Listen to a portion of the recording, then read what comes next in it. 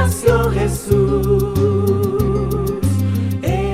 Israel, su historia como prueba de la fidelidad de Dios. El conflicto árabe-israelí.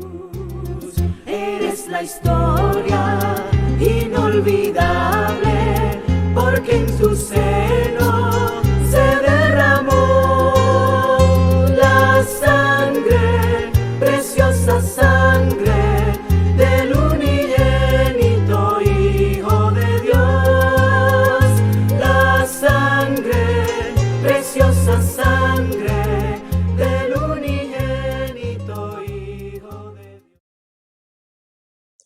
Hermanos y amigos, les saludo en el nombre del Señor Jesucristo y nuevamente les doy las gracias por estar conmigo en esta quinta y última parte de la conferencia sobre Israel, su historia como prueba de la fidelidad de Dios. Hemos pasado en 4 ocasiones ya, analizando y viendo 4000 años de la historia del pueblo judío. Vamos a entrar entonces al análisis del conflicto árabe-israelí, que es la última parte de la conferencia. Aquí veremos las causas históricas y presentes de este sangriento conflicto que afecta a toda la región del Medio Oriente y afecta también a la paz mundial en el sentido general. Quisiera terminar también esta parte con una breve reseña de cuál será el futuro de Israel a la luz de la palabra de Dios. Así que, como es nuestra costumbre, yo quisiera invitarles a que juntos leamos el texto tema de esta conferencia, que se encuentra en Isaías capítulo 46, versículos 9 y 10. Yo soy Dios y no hay otro. Yo soy Dios y no hay nadie semejante a mí. Yo anuncio lo por venir desde el principio y desde la antigüedad lo que aún no ha sido hecho. Digo, mi plan se realizará y haré todo lo que quiero. There are fire crews just screaming into this area from every conceivable direction.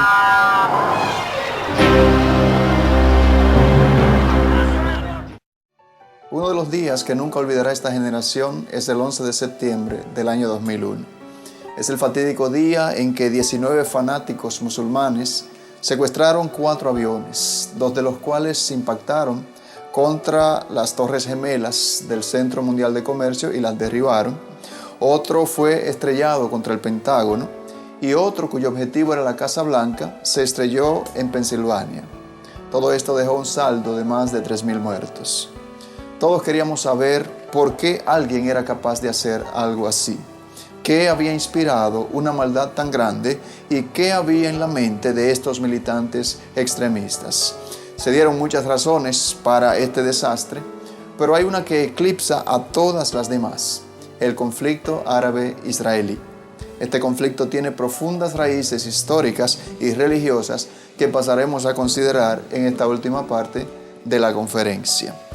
Vamos a empezar definiendo lo que es un árabe. Por árabe se entiende a una persona que es natural de Arabia, ya sea miembro o descendiente de alguna de sus antiguas tribus. Por árabes se conocen todos aquellos países que comparten la misma cultura, idioma y religión, producto de la expansión del Islam durante la Edad Media. No debemos confundir árabe con musulmán, pues de hecho solo un 20% de los musulmanes son árabes. Pero el término árabe se ha generalizado hasta incluir a los países de mayoría musulmana que se encuentran fundamentalmente en el norte de África y en el Medio Oriente.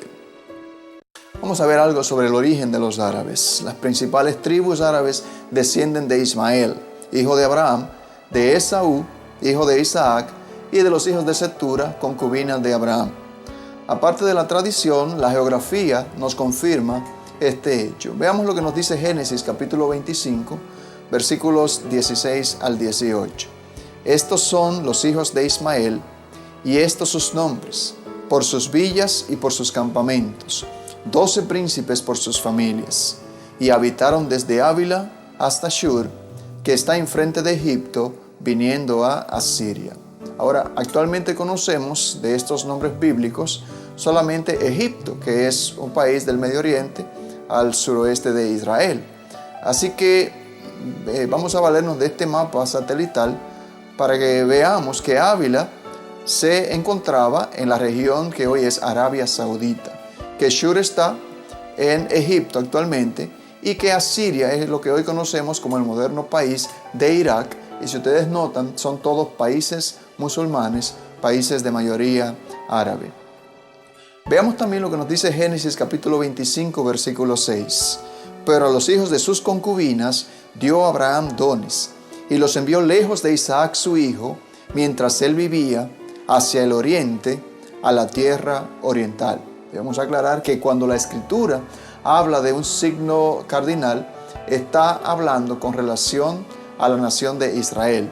De manera que el oriente al cual se refiere Génesis 25 se refiere a alguien que está ubicado precisamente en Israel, y el mapa del satélite nuevamente nos indica que estos hijos de Abraham, con sus concubinas, sobre todo Cetura, se establecieron al oriente, a la tierra oriental, y el oriente de Israel es actualmente Jordania, que es un país árabe musulmán, y también más al sureste está Arabia Saudita, y más al este está Irak, de manera que son todos países árabes, países en su mayoría musulmanes.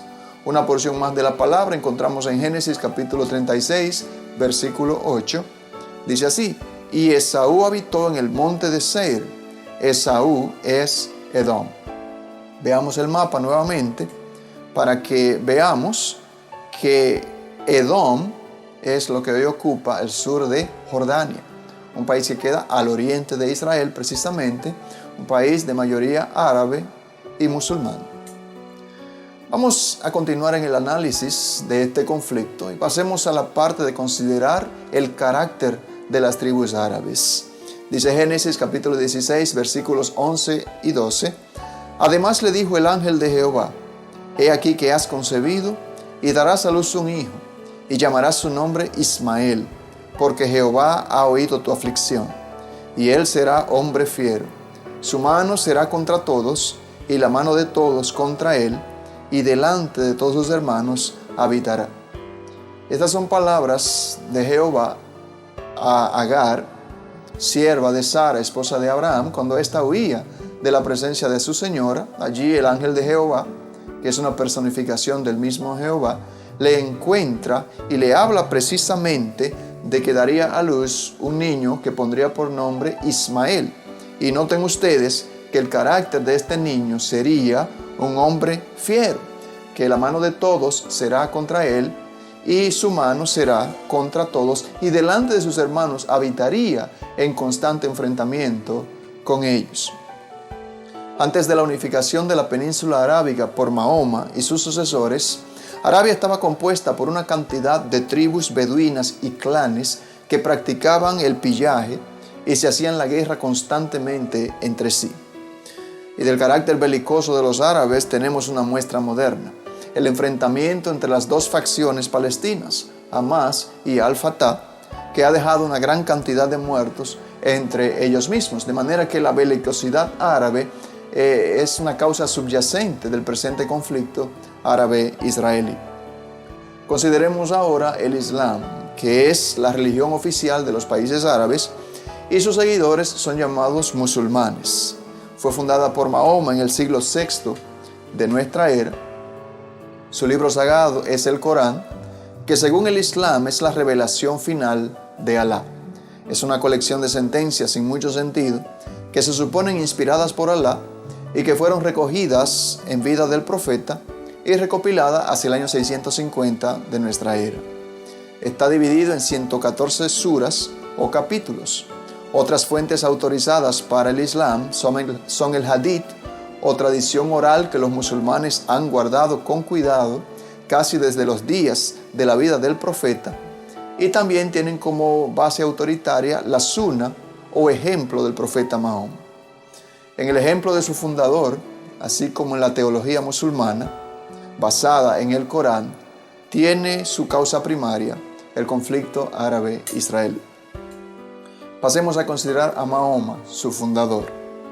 Mahoma nació en la ciudad de la Meca alrededor del año 570 después de Cristo y formaba parte de una tribu cuyo deber era guardar la Kaaba, una piedra usada para varias ofrendas a los dioses paganos.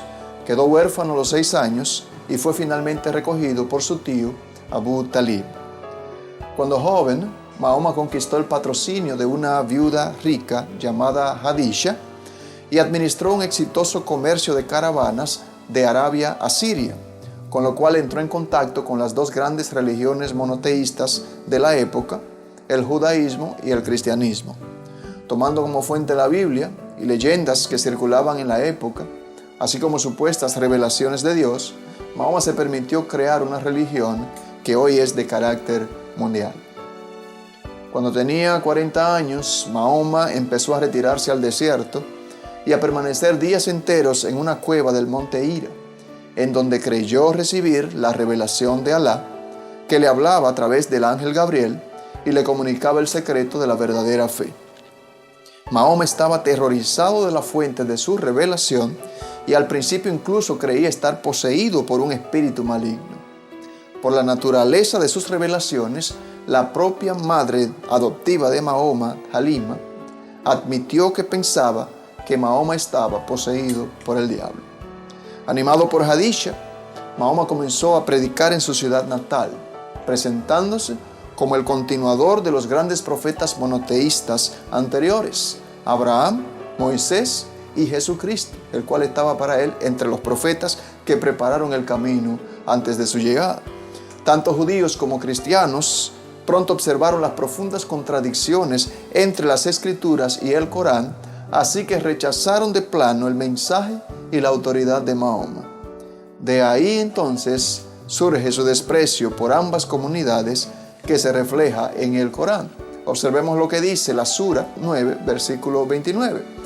Combatid contra quienes, habiendo recibido la Escritura, no creen en Alá ni en el último día, ni prohíben lo que Alá y su enviado han prohibido, ni practican la religión verdadera, hasta que humillados paguen el tributo directamente. Además de esto, como reflejo del desprecio de Mahoma contra judíos y cristianos, la Sura 98.6 dice así: los que no crean, tanto gente de la Escritura como asociadores, estarán eternamente en el fuego de la gehenna. Esos son lo peor de la creación. Hasta el día de hoy, usted pregunta a cualquier musulmán, ultraortodoxo, religioso, qué piensa de los judíos, y tienen ellos dos calificativos: monos y cerdos, para que usted vea hasta dónde llega el odio de los árabes contra los judíos. Hablemos de Mahoma como un modelo musulmán. A Mahoma se le considera como el bello modelo de quien espera en Alá y en el último día. Eso está en el Corán. Por tanto, el carácter de Mahoma también explica los hechos violentos del Islam. En el patrón general de su vida, Mahoma era misericordioso y perdonador, pero honestamente también fue asesino y culpable de crímenes contra la humanidad. Noten lo que dice el Sura 9.5. Cuando hayan transcurrido los meses sagrados, maten a los asociadores donde quiera que los encuentren, captúrenlos, sítienlos, tiéndales emboscadas por todas partes. Así que podemos ver en estas partes del Corán cómo el Islam puede ser cualquier cosa menos una religión de paz. Por todas sus páginas abundan las exhortaciones a emprender la guerra, a combatir y a matar. De manera que Mahoma era un profeta guerrero que derramaba la sangre de otra gente para que sus seguidores pudieran tener poder político. Las acciones de Mahoma parecían erráticas y dependían de su humor y su opinión sobre el prisionero. Tanto mataba a unos como perdonaba a otros según su parecer. Según iba ganando batallas, Mahoma progresaba y ganaba confianza. Ni él ni sus seguidores toleraban la insubordinación o que se pusiera en ridículo el nombre de Mahoma o de Alá.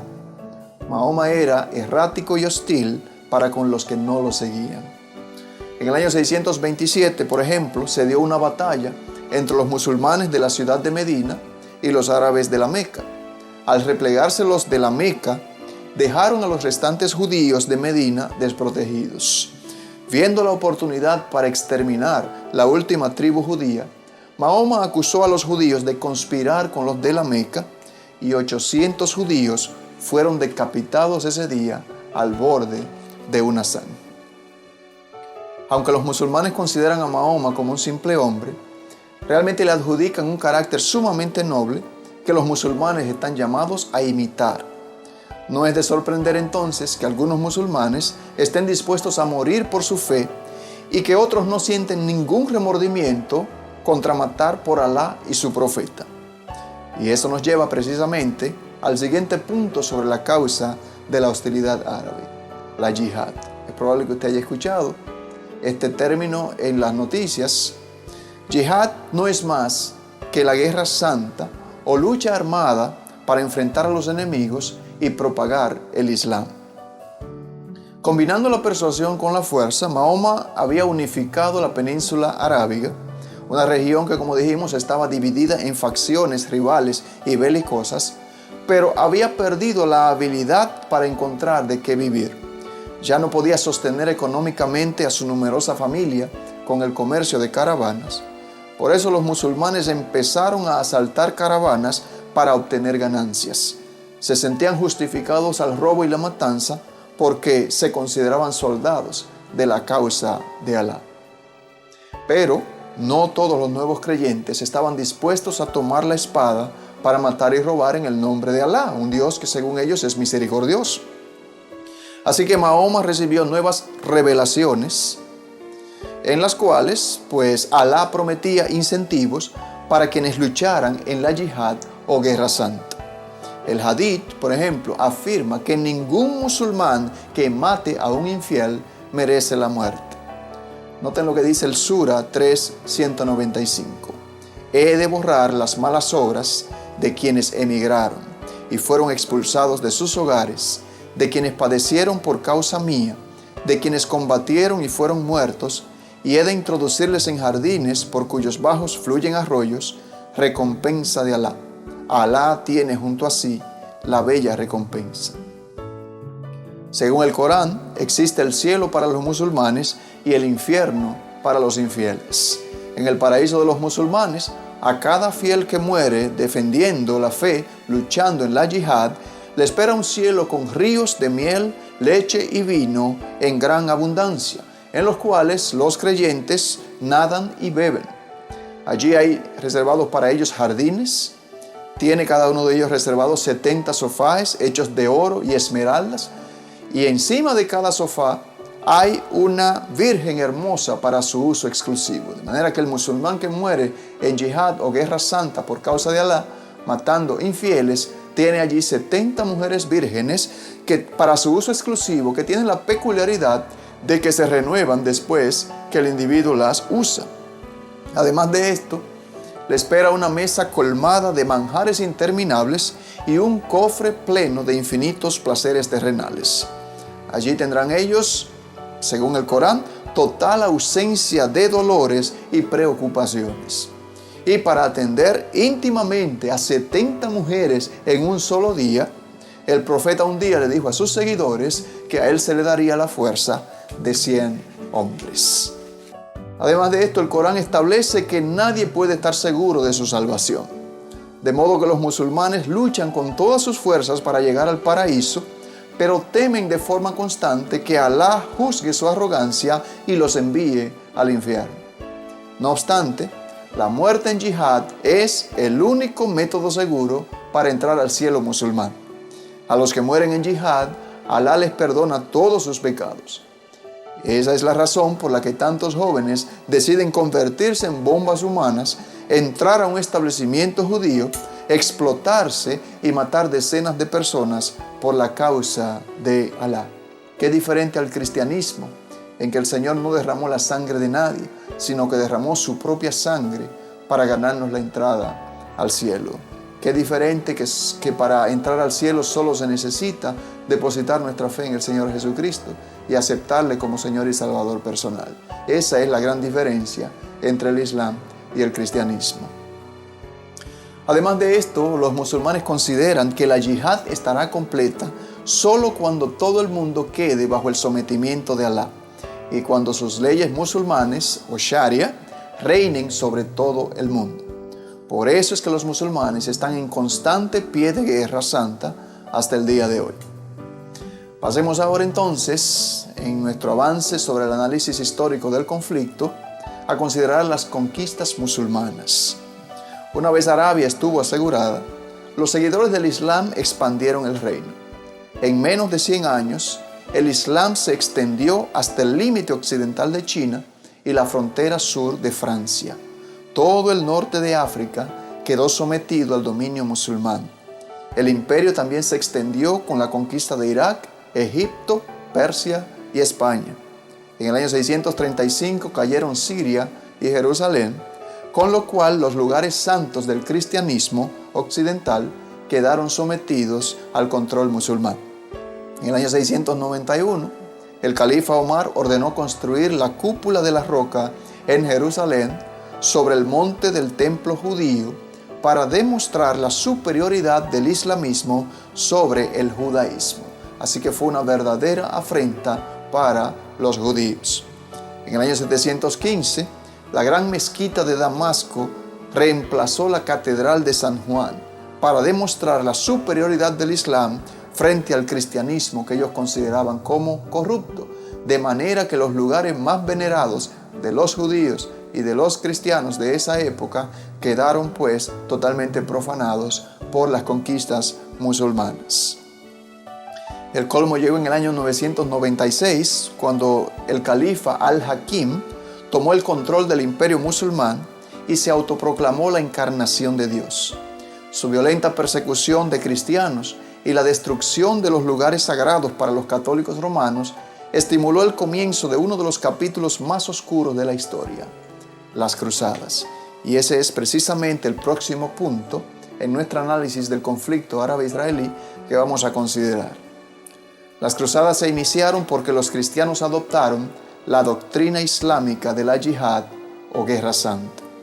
2 siglos antes de la primera cruzada oficial, el Papa León IV prometió el perdón de pecados a cualquiera que luchara contra los infieles. Juan VIII y otros papas aseguraban a los creyentes en Cristo de su seguridad eterna si morían luchando contra los musulmanes. En el año 1064, 7,000 cristianos cayeron en una emboscada camino a Jerusalén para adorar. Ahora los cristianos tenían un motivo para poner en práctica su fe militante. Así que en el año 1095 el Papa Urbano II quiso salvar, según él, la Tierra Santa de manos de los infieles y empezó a animar a los cristianos nominales a conquistar la tierra para Dios, o sea, para la Iglesia romana. En el año 1099 llegaron los cruzados a Tierra Santa y con el fanatismo propio de aquella época empezaron a matar a sus habitantes, tanto judíos como árabes, si no se dejaban bautizar. En el año 1187, un líder musulmán llamado Saladín reunió las facciones caóticas del Islam y declaró la yihad o guerra santa contra Occidente. Aunque reconquistó Jerusalén, no pudo prevalecer contra una gran fuerza que sitiaba la ciudad de Acre, y por fin Ricardo Corazón de León, uno de los reyes cruzados, hizo prisioneros a 2,700 musulmanes fuera de los muros de esta ciudad y los hizo matar uno por uno durante la noche. De manera que la sangre de los cristianos había corrido por las manos de los musulmanes y ahora los cristianos estaban tomando la venganza. De manera que ahí podemos ver el gran odio generado entre ambas civilizaciones por los enfrentamientos y las masacres de ambos bandos durante las cruzadas, y este odio prevalece hasta el día de hoy. De hecho, para muchos musulmanes, las cruzadas jamás han terminado. A partir del siglo XV y hasta bien entrado el siglo XX, las naciones europeas empezaron la colonización de las tierras asiáticas y africanas, y esto fue particularmente aborrecible para los musulmanes, quienes consideran que las tierras conquistadas por el Islam siempre deben estar bajo el dominio musulmán. Sin embargo, para los musulmanes, un crimen europeo todavía peor era el envío de misioneros cristianos. De hecho, todavía es así, a tal punto que los misioneros son vistos con mucho desprecio y no pocos han perdido incluso sus vidas al intentar evangelizar en países musulmanes. Otra causa terrible para el conflicto árabe-israelí es el nacimiento del Estado de Israel. El insulto final del colonialismo europeo llegó cuando Gran Bretaña prometió un hogar judío en Palestina, promesa que cumplió después de la Segunda Guerra Mundial.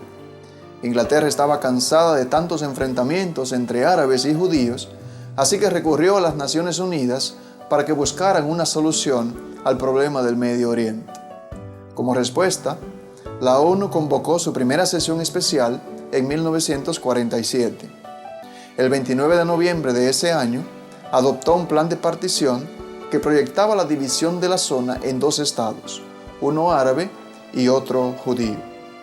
Pero los árabes habían dicho en las Naciones Unidas que no iban a aceptar a Israel como nación, sino que les declararían la guerra, y así fue. La existencia de un Estado judío en la zona implicaba que los musulmanes ya no iban a controlar uno de sus lugares más venerados. Los árabes culparon de todas estas ofensas en forma directa a los europeos y sus aliados norteamericanos.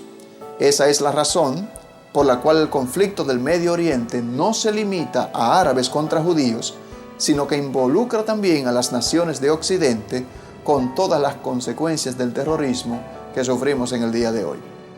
Pasemos ahora a otra de las causas de este grave conflicto. Otra razón de peso para el odio de los árabes contra Israel se debe a las humillantes derrotas sufridas por ellos durante las 4 guerras árabe-israelíes que se libraron durante el siglo XX y que pasaremos a considerar brevemente. Pero antes quisiera que ustedes observen conmigo este pequeño video de comparación entre los países árabes e Israel. En sentido general debemos decir que los países árabes tienen más o menos unos 5 millones de kilómetros cuadrados de extensión y 225 millones de habitantes, mientras que el pequeño Estado de Israel solamente tiene 21.000 kilómetros cuadrados más o menos y 6 millones de habitantes en el día de hoy. Una verdadera desproporción a los ojos humanos. Como recordaremos, el 14 de mayo de 1948 fue proclamada la nación de Israel. Un día después, el 15 de mayo, Israel fue atacado por 5 países árabes: Egipto, Transjordania, Siria, Líbano e Irak. El objetivo de los ejércitos árabes era destruir la recién nacida nación. Se dio inicio entonces a lo que se conoce como la Primera Guerra Árabe-Israelí, la Guerra de 1948, que los judíos llaman la Guerra de Independencia. Pero a pesar de la desventaja numérica, los árabes no pudieron evitar la creación del Estado judío. Así que en lugar de ser vencidos, los israelíes rechazaron a los 5 ejércitos árabes que habían invadido sus territorios. En ese tiempo los árabes eran 40 millones, bien armados, contra 640.000 judíos que apenas tenían armamento. La proporción era de 62 árabes por cada judío. Así que humanamente hablando era imposible pensar que Israel podría resistir esos ataques. Únicamente la intervención divina les protegió porque no hay ninguna otra explicación. Finalmente los árabes tuvieron que firmar un armisticio dispuesto por la ONU en el año 1949. Más aún, como resultado de su milagrosa victoria, Israel amplió significativamente su territorio. Y ahora vamos a considerar la guerra del Sinaí.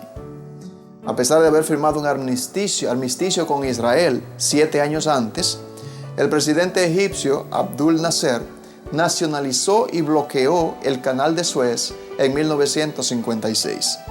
Por este canal se transporta la mayor parte del petróleo del mundo.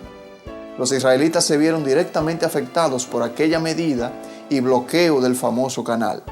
Así que Israel atravesó el canal y atacó por sorpresa, lo que provocó una desordenada retirada del ejército egipcio hacia el canal.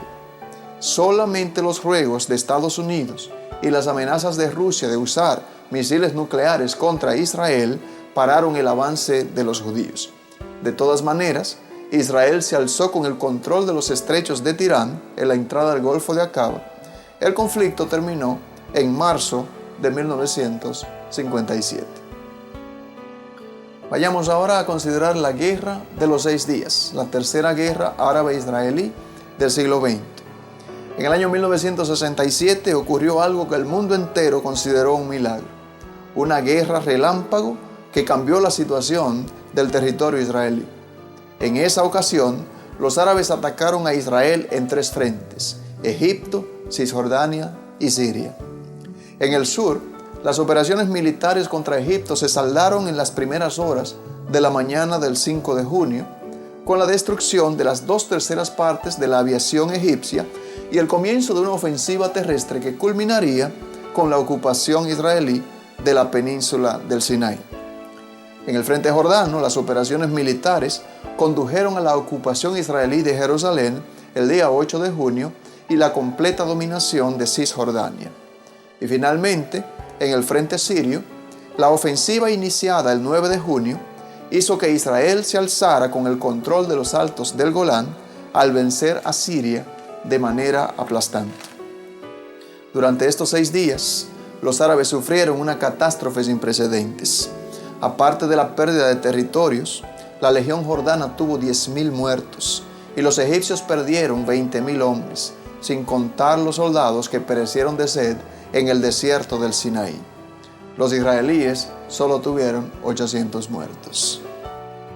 Llegamos ahora entonces a la cuarta guerra árabe-israelí, llamada la Guerra del Yom Kippur. El día 6 de octubre de 1973, los ejércitos árabes atacaron otra vez a Israel, aprovechando el día del Yom Kippur, que es el más sagrado dentro del calendario hebreo, que coincidencialmente cayó también sábado, día de reposo para los judíos. En este día no había tráfico en las calles, no había circulación de trenes ni taxis, no se emitía por radio o televisión, ninguna tienda estaba abierta ni trabajaban en la compañía de teléfonos. Muchos ayunaban, hasta los soldados que guardaban las fronteras. Por supuesto que no esperaban ningún ataque y sus precauciones eran mínimas. En la frontera con Siria, los israelíes tenían solamente 80 hombres y 2 tanques. En la de Egipto tenían solamente 500 hombres. Pero precisamente ese día, Egipto y Siria atacaron por el norte y por el sur en 3 frentes simultáneos. 3 ejércitos combinados de 380.000 soldados, 90.000 iraquíes, 68.000 jordanos y otros que vinieron a ayudarles posteriormente con la impresionante cantidad de tanques de guerra contra Israel. La superioridad árabe en hombres y armamento era aplastante, y la ventaja de la sorpresa hizo que se desmoronara el frente judío del sur y los judíos empezaron a retroceder. En el frente del norte, los tanques sirios avanzaban incontenibles por las alturas del Golán, pues las defensas israelíes allí también se desmoronaban. 82 tanques y 80 hombres, y 2 tanques iban a defenderse contra centenares de tanques sirios. Entonces sucedió un doble milagro. Cuando los sirios vieron la facilidad con que habían roto el frente en las alturas del Golán, sospecharon una trampa y temieron avanzar. Este momento de indecisión lo aprovechó el ejército israelí para contraatacar y alzarse con una victoria milagrosa. En el sur, al igual que sus aliados del norte, los egipcios se pararon de golpe. Esta espera hizo que Israel pudiera organizar la resistencia y de repente el ejército israelí abrió una brecha en el frente egipcio y así derrotó completamente a los 2 poderosos ejércitos enemigos. La pregunta es, ¿qué indujo a los sirios a detener su ataque? ¿Cómo es que los egipcios detuvieron su marcha destinada a la victoria sobre los judíos y salieron huyendo? Y más aún dejaron su armamento en el desierto. ¿Cómo es que Israel pudo alzarse con una victoria como esta a pesar de la inmensa desventaja?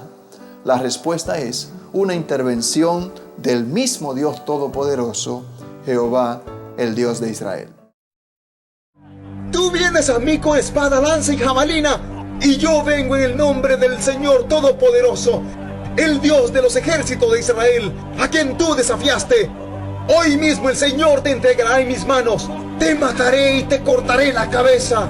y daré los cuerpos de los filisteos a las aves del cielo y las bestias de la tierra, y el mundo entero sabrá que existe un Dios en Israel. Y todos verán que Dios no precisa de armas para salvar a su pueblo. Esta batalla es de Él, no nuestra, y el Señor los vencerá. Cuando el conflicto terminó, 19 días después, con los israelíes llegando ya a las puertas del Cairo y de Damasco, solamente Egipto se avino a firmar la paz con Israel formalmente. En septiembre de 1978, el presidente estadounidense Jimmy Carter presidió una conferencia de paz en la cual el presidente de Egipto, Anwar al-Sadat, y el primer ministro israelí Menachem Begin lograron establecer las bases para un histórico tratado entre ambos países que se firmó en Washington en marzo de 1979. Así que los árabes han sido derrotados 4 veces en las 4 guerras durante el siglo XX. Es una razón más esta humillación para el odio inmenso que sienten los árabes contra los judíos en el día de hoy, y es también un aliciente para preparar más y más ataques y amenazas contra el Estado de Israel. Otra causa importantísima de este conflicto es la posesión de la tierra.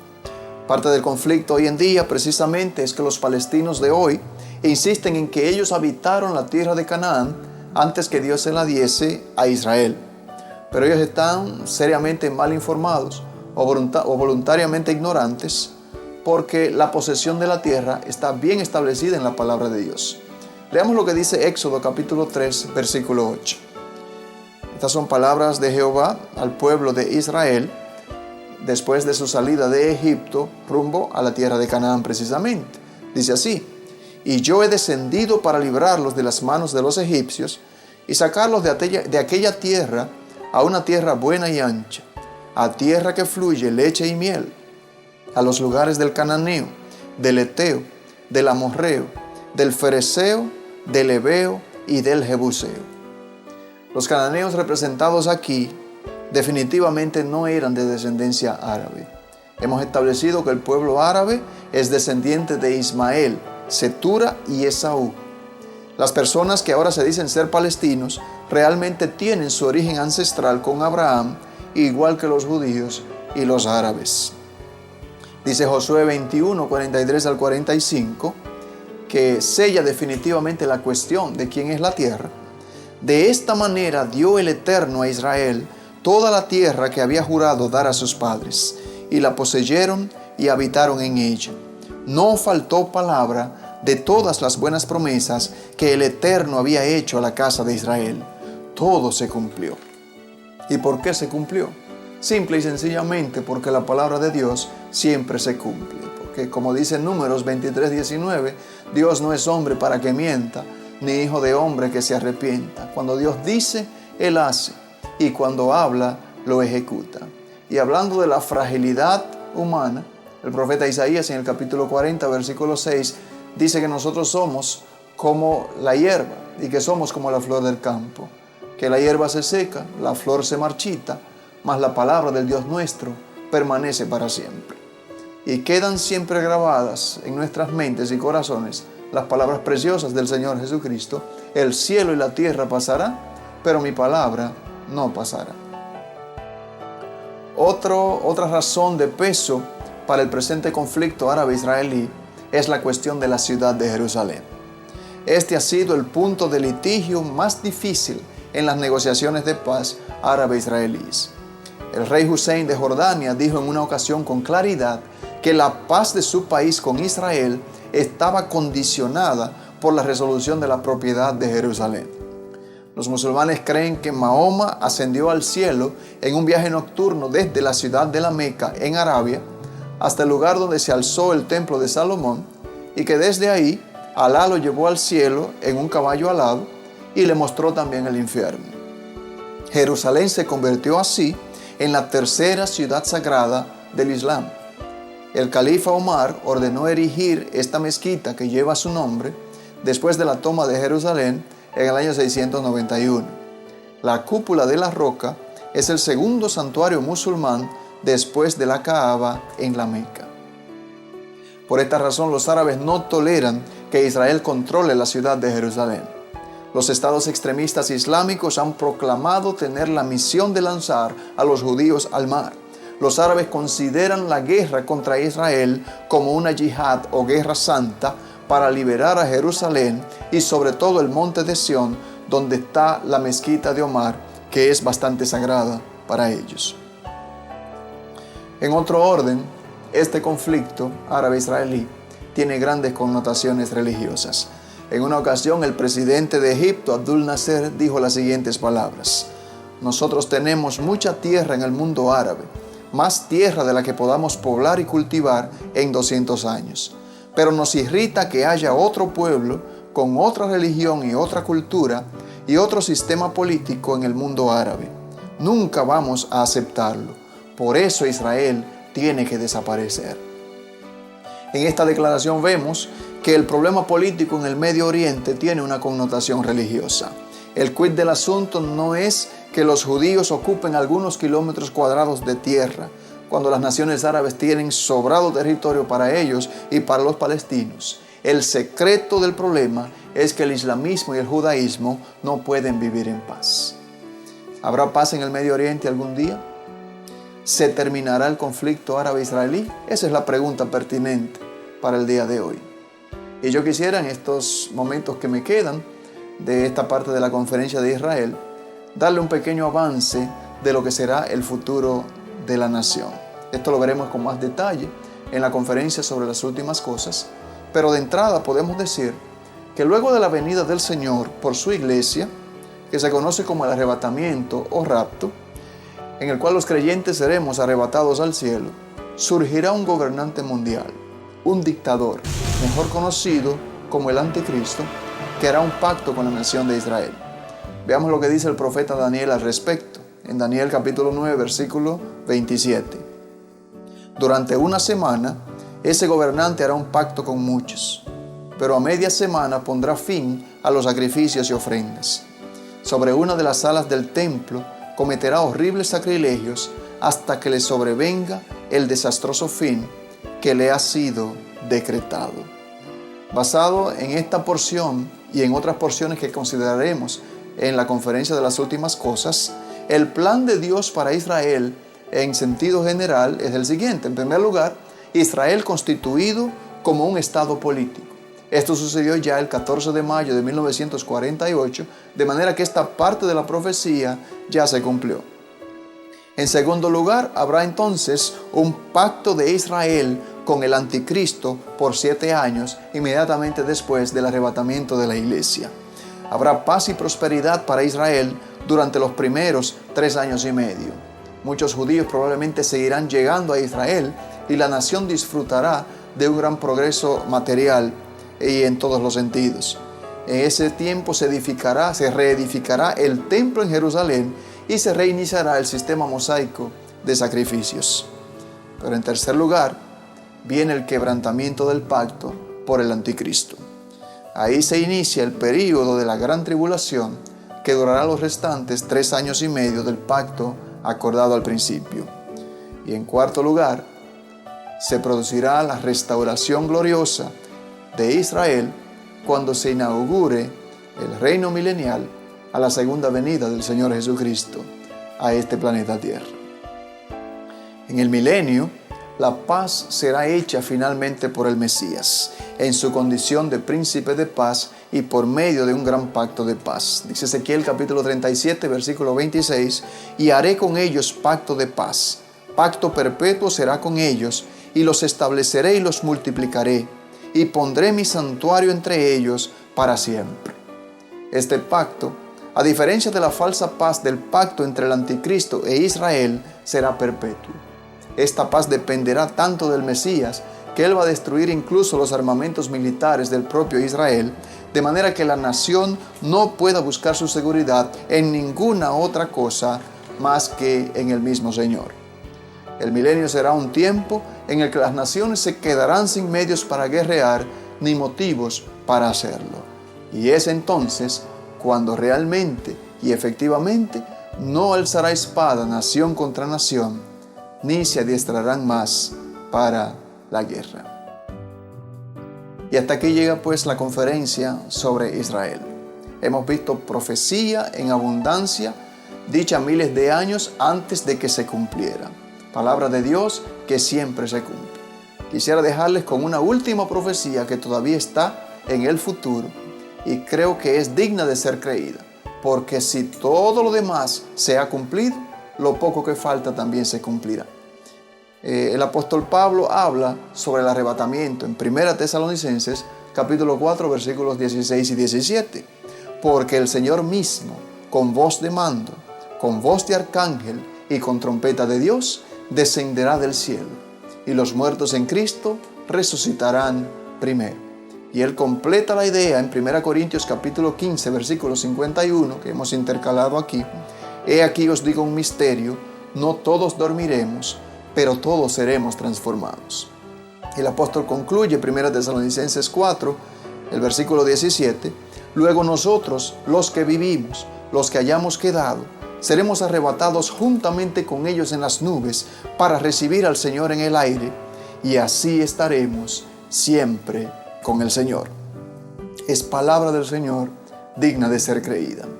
Porque si todo lo que se ha profetizado en el pasado hemos visto su cumplimiento a lo largo del desarrollo de esta conferencia, entonces no podemos más que concluir que la venida del Señor está a la puerta. Y eso precisamente me trae a la conclusión de esta conferencia con la siguiente reflexión para los hermanos. Mi hermano, si tú estás atravesando actualmente por alguna situación de tribulación, de prueba, o estás un poco débil en la fe, es necesario que te afirmes en este momento, porque el Señor ya viene pronto. Ha tomado la trompeta en su mano, ha cruzado el umbral y en cualquier momento hará sonar esa trompeta para llevarnos a la patria celestial a todos los que hemos creído en su nombre. Y por supuesto, cualquier amigo que esté observando este programa, que no haya hecho todavía su decisión por Cristo, es la oportunidad preciosa para hacerlo. No hay nada más que podamos añadir, no hay nada más que podamos demostrar. La palabra de Dios siempre se cumple. Vale la pena creer en el Señor Jesucristo.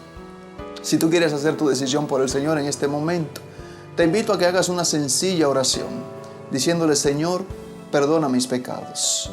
Yo confieso que soy un pecador y que necesito la salvación. Señor, perdóname y recíbeme, Señor, en tu reino. Inscribe mi nombre en el libro de la vida. Gracias, Señor, por salvarme. Muchas gracias, Señor. Amén. Mis hermanos, y en definitiva, en conclusión, terminamos como al principio, leyendo el texto tema de nuestra conferencia, que quede totalmente grabada en nuestras mentes y corazones, y que sepamos en todo momento que Dios tiene el control de nuestras vidas, que nos tiene en sus manos y que podemos confiar en su provisión divina para todos nosotros. La porción está en Isaías capítulo 46, versículos 9 al 10. Yo soy Dios y no hay otro. Yo soy Dios y no hay nadie semejante a mí.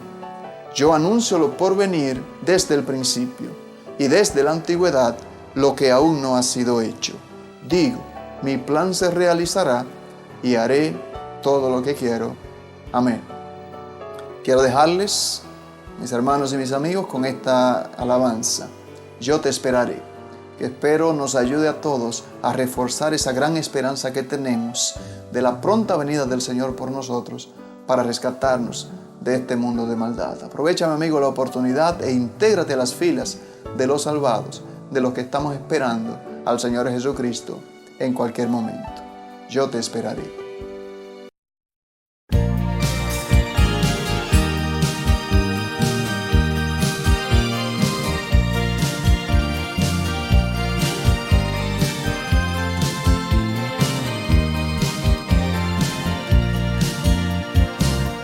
Hace mucho tiempo que te fuiste lejos, hace mucho tiempo y no ha vuelto más.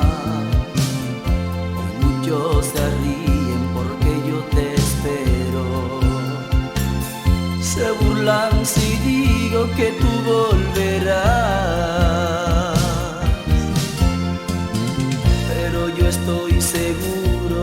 pesar del tiempo, que a tu fiel promesa no faltarás. Y tal como dijiste, en breve vuelvo, yo estoy seguro que tú volverás. Y tal como dijiste, en breve vuelvo, yo estoy seguro que tú volverás. Y yo te esperaré como la noche a su madrugada, cada despertar, cada mañana, cada nuevo día. Yo te esperaré,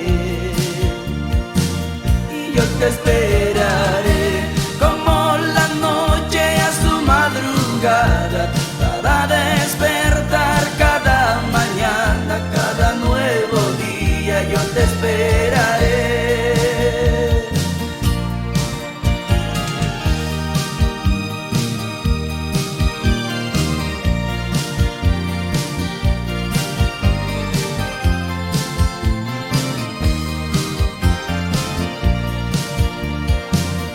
Hace mucho tiempo que te fuiste lejos, hace mucho, pero sé que volverás en cualquier momento a buscar tu pueblo, y al cielo contigo tú lo llevarás. Pero de tu regreso lo único que siento, muchos en la tierra se quedarán sufriendo la pena de no ir al cielo. Buscarán tu rostro y no lo hallarán, sufriendo la pena de no ir al cielo. Buscarán tu rostro y no lo hallarán. Y yo te esperaré como la noche a su madrugada, cada despertar, cada mañana, cada nuevo día. Yo te esperaré, y yo te esperaré como la noche a su madrugada, cada despertar, cada mañana, cada nuevo día. Yo te esperaré, yo te esperaré, yo te esperaré, Señor, yo te esperaré, yo te esperaré, Jesús, yo te esperaré.